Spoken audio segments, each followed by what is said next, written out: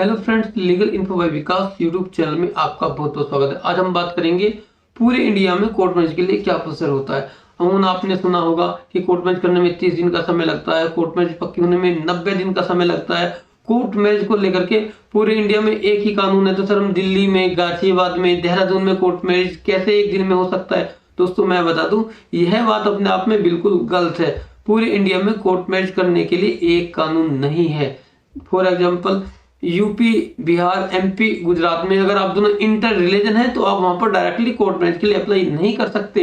उस सिचुएशन में आपको पहले डीएम ऑफिस से परमिशन लेनी होती है। परमिशन के बाद ही आप कोर्ट मैरिज के लिए अप्लाई करते हैं।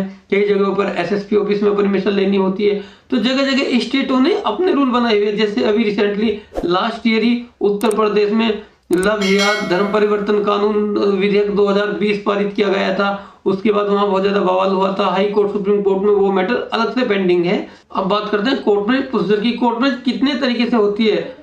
पहला जो तरीका होता है अंडर स्पेशल मैरिज एक्ट का होता है, जो कि कंप्लीटली सिविल मैरिज होती है। फर्स्ट डेट पे अप्लाई करते हैं और इसमें 30 दिन बाद कोर्ट से आपको मैरिज सर्टिफिकेट मिल जाता है। इसमें सबसे ज्यादा प्रॉब्लम यह आती है अगर आप लोग कपल अपनी फैमिली के अगेंस्ट जाकर के intercaste marriage, inter religion marriage कर रहे हैं, तो घर पर नोटिस जाता है कई स्टेट्स में, कई एरियाज में। और कई स्टेट्स में जैसा कि हमने आपको बताया, पहले डीएम ऑफिस से या एसएसपी ऑफिस से रिटन में परमिशन लेनी होती है, उसके बाद ही आप अप्लाई करा सकते हैं। तो जो कपल बिना फैमिली के परमिशन के मैरिज करना चाहते हैं तो वो किस तरीके से शादी हो पाएगी? यही कारण है कि इस एक्ट में बहुत कम मैरिज हो पाती हैं।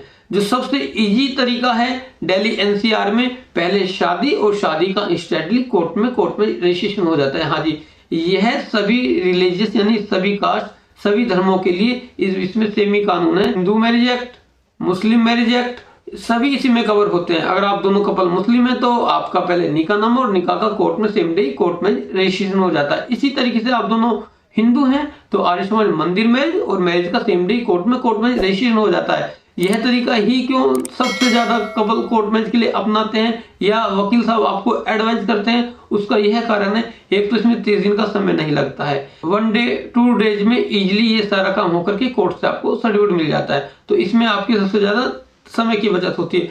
दूसरा, इस प्रोसीजर में कभी भी किसी के घर पर कोई नोटिस नहीं जाता है, न ही शादी के पहले और न ही शादी के बाद।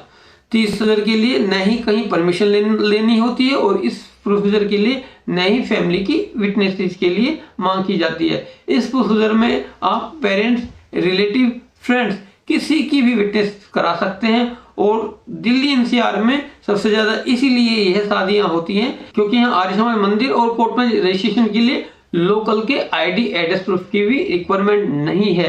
नहीं यहाँ पर आपको लोकल का कोई आईडी प्रूफ बनवाना होता है, नहीं किसी रेंट एग्रीमेंट की कोई रिक्वायरमेंट होती है। आपका एड्रेस ऑल ओवर इंडिया कहीं के भी आप रहने वाले हैं तब भी आप यहाँ पर आकर के इजिली 1 डे 2 डेज में शादी करा सकते हैं, बिना नोटिस के, बिना फैमिली के, बिना डीएम परमिशन के।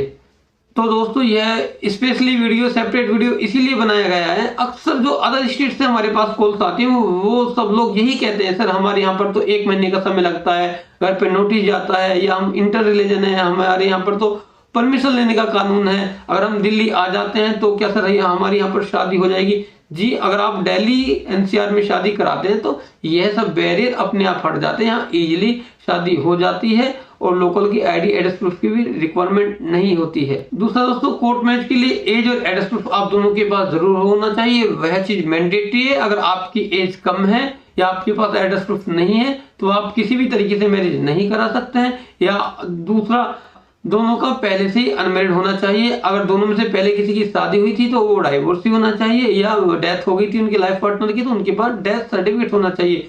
दोनों ही सब इंडर रिलेशनशिप में नए आते हो, यानी कि दोनों ब्लड रिलेशन में नए आते हो।